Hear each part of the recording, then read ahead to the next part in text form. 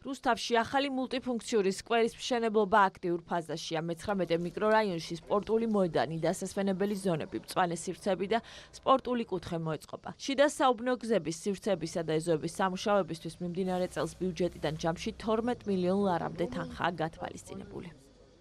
რუსთავში აქტიურად ხორციელდება ის პროექტები, რომელიც ქალაქისთვის და მოსახლეობისთვის არის მნიშვნელოვანი. ჩვენ როგორც ცენტრალური ქუჩების რეაბილიტაციისთვის გვაქვს დაგეგმილი რამდენიმე მნიშვნელოვანი პროექტი, ასევე შიდა საუბნო სივრცეები მოსახლეობასთან ერთად დავგეგმეთ და დღეს სამუშაოები აქტიურად მიდის. მას შემდეგ რაც დასრულდება პროექტი, უკვე მოსახლეობას ექნება შესაძლებლობა განიტვირთოს, დაისვენოს და ასევე დაკავდეს სხვადასხვა სპორტული აქტივობებით. წლების მანძილზე მოსახლეობის მიერ იყო მოთხოვნა სკვერის რეაბილიტაცია მოწყობის, არ იყო საბავშვო სივრცე, სწორედ მათი მოთხოვნით დაიგეგმა თითოეული დეტალი და მოხდა აღნიშნული სივრცის რეაბილიტაცია.